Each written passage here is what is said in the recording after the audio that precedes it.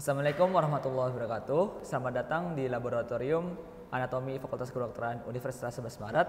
Bersama saya Muhammad Syakidullah, Asisten Laboratorium Anatomi Angkatan 2018. Jadi di sini kita akan belajar bersama tentang topik cerebellum atau otak kecil. Cerebellum dia terletak di fossa cranii posterior, tepatnya di bawah dari tentorium cerebelli, tepat di posterior dari pons et medulla oblongata. Jadi kalau misalnya kita lihat di sini ada kranium dan di sini ada fossa cranii posterior. Nah, di sini fossa cranii posterior nantinya akan ditempati oleh si cerebellum seperti ini. Nah, Jadi letak cerebellum di dalam kranium adalah di fossa cranii posterior. Nah, cerebellum sendiri nantinya dia akan dihubungkan oleh bangunan di depannya oleh pedunculus. Pedunculus ini ada tiga dibagi tiga, yaitu ada pedunculus superior ini. Ada pedunculus superior, pedunculus media, dan pedunculus inferior.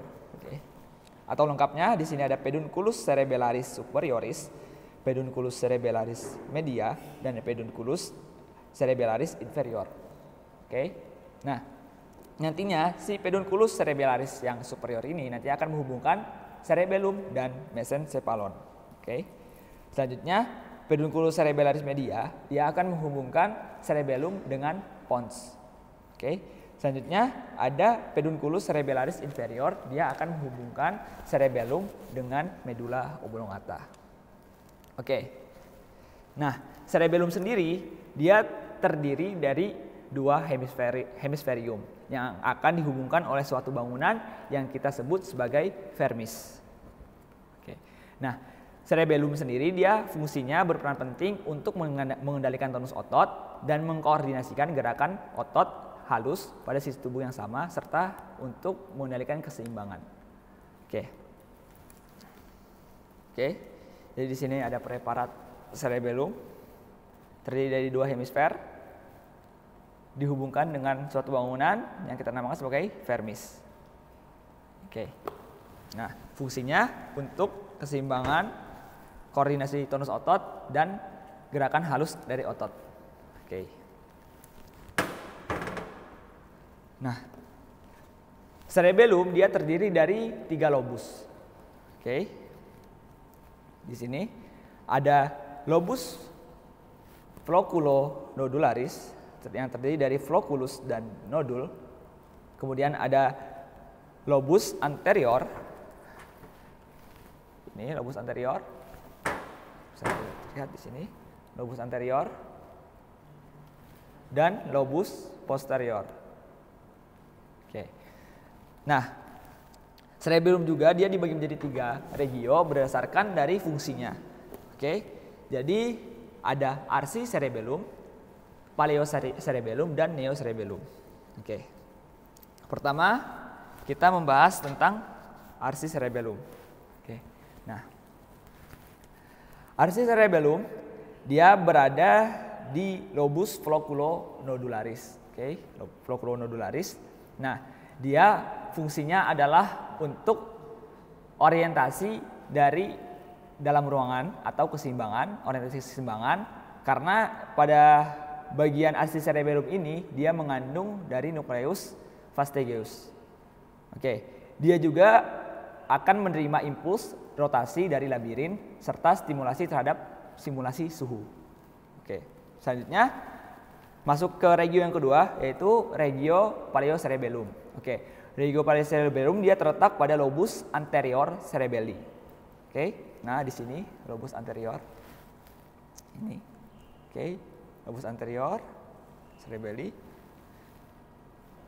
Nah,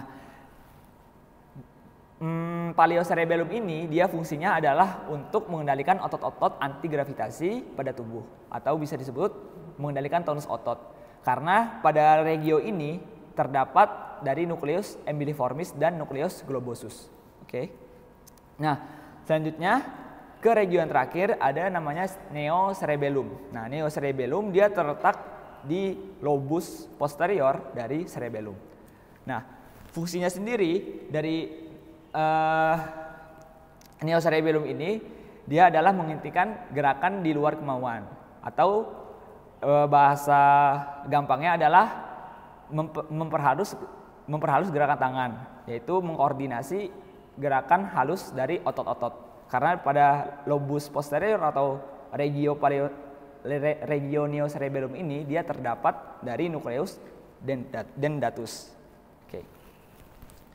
Nah, selanjutnya kita akan langsung membahas bangunan-bangunan penting yang bisa kita lihat di preparat cerebellum yang ada di lab ini. Oke. Jadi kita tampak eksternal terlebih dahulu. Jadi di sini ada folia namanya. Nah, folia ini dia merupakan bagian korteks dari cerebellum yang berlipat-lipat. Jadi setiap lipatan ini kita namakan sebagai folia. Oke.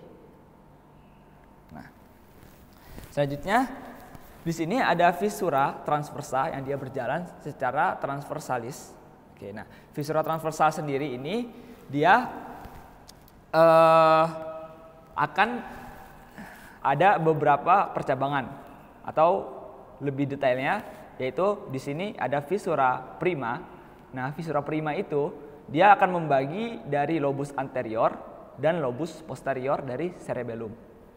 Oke. Selanjutnya kita lanjut ke bagian yang anterior di sini. Nah, di sini ada visura postero superioris yang ini. Kemudian ada visura posterolateralis di bawahnya. Selanjutnya ada visura prepiramidalis.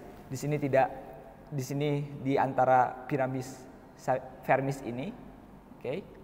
Kemudian ada visura prenodularis. Oke, jadi karena bagian nodul dari si cerebellum ini tertutup sama si truncus cerebri, jadi tidak terlihat. Oke. Nah, selanjutnya di sini kita bisa juga melihat vermis, yaitu tadi bangunan yang menghubungkan antara dua hemisfer cerebelli. Oke. Nah, vermis sendiri dia ada piramis vermis yang paling menonjol. Oke. Kemudian ke posteriornya itu ada tuber vermis, dan di anteriornya itu ada uvula vermis.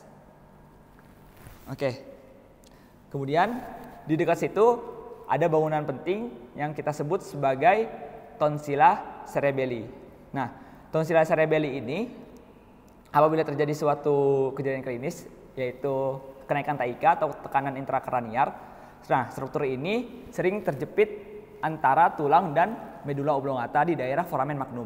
Nah, tekanan yang diteruskan karena dia dekat dengan medula oblongata, tekanan ini akan diteruskan ke medula oblongata sehingga dapat menyebabkan hilangnya fungsi penting seperti pernapasan. Nah, kondisi klinis ini kita namakan sebagai herniasi tonsil atau herniasi cerebellar.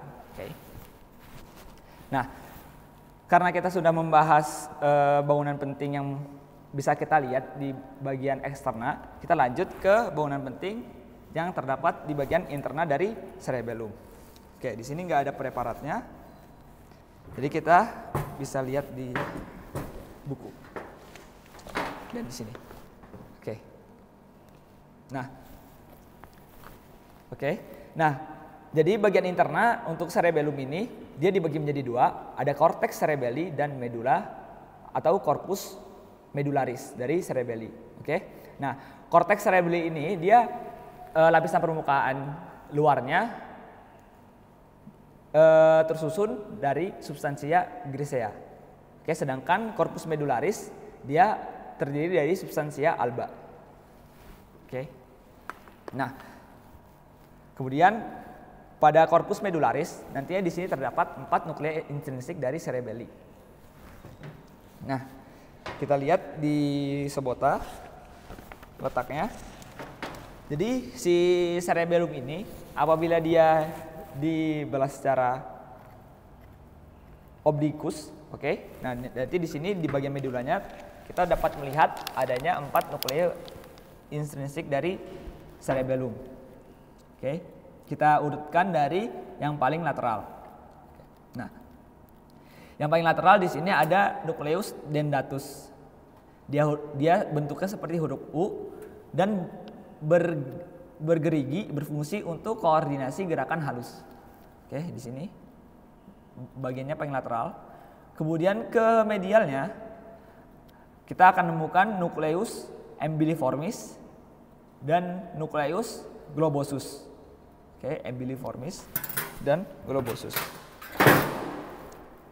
Embryoniformis dan globosus. Nah, fungsi dari nucleus embryoniformis dan globosus ini dia adalah untuk mengendalikan tonus otot. Oke, selanjutnya di bagian paling medial, tepatnya berada di medulla vermis lobus floculonodularis. Di sini terdapat nucleus fastigius. Oke.